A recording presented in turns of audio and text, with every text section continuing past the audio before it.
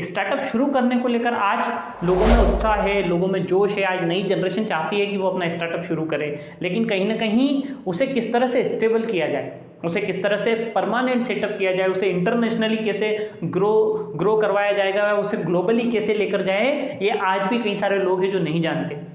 तो आज मैं आपके बीच में कुछ टिप्स शेयर करने वाला हूं कि आप कैसे अपने बिजनेस को, अगर आप बिजनेस खड़ा कर चुके हैं तो आप उसको कैसे बड़ा कर सकते हैं, या अगर आपके पास ऑलरेडी कोई बिजनेस है तो किन किन किन टेक्निक की तरह से, किन तरीकों की तरह से आप उस बिजनेस को ग्रो करवा सकते हैं, इस बारे में हम बात करने वाले हैं। और जो प्रिंसिपल मैं आपके बीच में शेयर करने वाला हूँ दोस्तों, ये प्रिंसिपल कोई छोटे मोटे प्रिंसिपल नहीं है, इसे दुनिया के महान विशेषज्ञ और टीचर के द्वारा बताए गए हैं। कहीं ना कहीं ये जो टेक्निक आज हम आपको बताने वाले हैं, जो फार्मूलाज आपके बीच में शेयर करने वाले हैं, ये कहीं ना कहीं महान इस दुनिया के टीचर माने गए हैं, चाणक्य जिनका नाम आपने सुना होगा, उनके द्वारा बताई गई टेक्निक हम आपके बीच में शेयर करने वाले हैं। क्योंकि उनका ये मानना था कि युद्ध और व्यापार कहीं ना कहीं एक जैसी चीज होती है। जिस तरह एक युद्ध को लड़ने के लिए या एक युद्ध में जीत हासिल करने के लिए जिस तरीके की टेक्निक यूज होती है, कहीं ना कहीं बिजनेस को भी खड़ा करने में उन टेक्निक, उन मैनेजमेंट के थ्रू आप बड़े से बड़े बिजनेस को खड़ा कर सकते हैं। एक बिजनेस वॉर है जहां पर हम अगर बिजनेस खड़ा करने चाहते हैं तो हमें इसे एक वॉर की तरह समझना पड़ेगा, एक बिजनेस वॉर की तरह समझना पड़ेगा।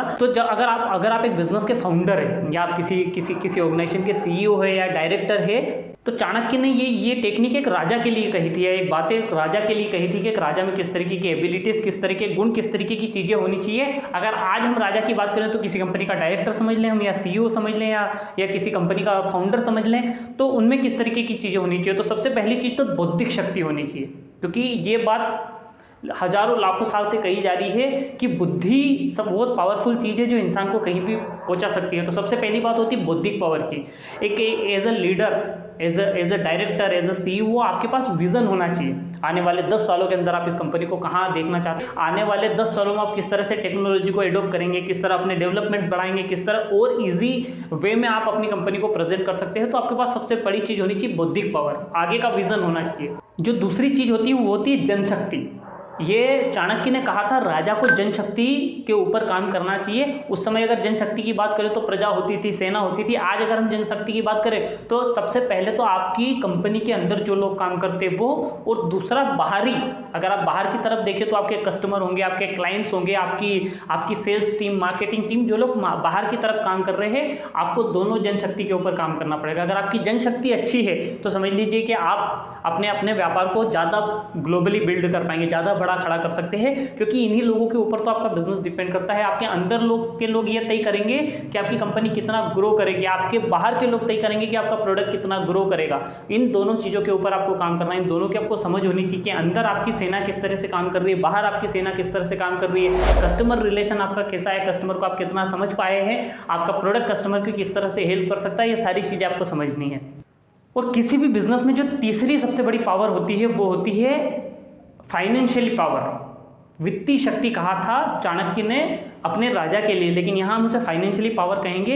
जितना ज़्यादा कैश फ्लो होगा आपकी कंपनी के अंदर, जितना ज़्यादा फाइनेंस आपकी कंपनी के अंदर होगा ना, उतनी ज़्यादा मदद मिलेगी आपको कंपनी को बिल्ड करने में। क्योंकि आज के समय में बिना पैसों के या बिना फाइनेंस के आप मार्केटिंग बड़े लेवल पे नहीं कर सकते, आप प्रोडक्ट का मैन्युफैक्चरिंग बड़े लेवल पे नहीं कर सकते, आप प्रमोशंस बड़े लेवल पे नहीं कर सकते, क्योंकि कहीं ना कहीं ये सारी चीज़ों के लिए फाइनेंस लगता है। एक बेहतर टीम को बनाने के लिए, एक अच्छे लोगों को हायर करने के लिए, कैपेबल लोगों को अपने यहाँ जॉब देने के लिए, इन सारी चीज़ों के लिए आपको कहीं ना कहीं फाइनेंस की जरूरत लगती है। तो अगर आप बड़ा बिल्डअप करना चाहते हैं तो आपको पूरा फाइनेंस के ऊपर फोकस करना है, पूरे फाइनेंस के ऊपर पकड़ होनी चाहिए। आपको पता होनी चाहिए कि कंपनी के अंदर कहाँ कितना पैसा लगने वाला है, कहाँ कितना पैसा जाने वाला है, आगे के लिए आपके पास कितना पैसा कहाँ से आएगा, किस तरह आप फाइनेंस को उपयोग करके अपनी कंपनी को आगे बढ़ा सकते हो। तो आपको फाइनेंशियली पावर का सही इस्तेमाल करना सीखना होगा। और चौथी और महत्वपूर्ण चीज़ है उत्साह और मनोबल। इनके बिना कोई भी बिजनेस लंबे समय तक खड़ा नहीं हो सकता। क्योंकि आप जब भी कोई बिजनेस को बड़ा करने के लिए निकलेंगे ना, नेशनली उस बिजनेस को बढ़ाने के लिए, इंटरनेशनली उस बिजनेस को बढ़ाने के लिए, ग्लोबली अपनी ब्रांडिंग करने के लिए जब आप निकलेंगे ना,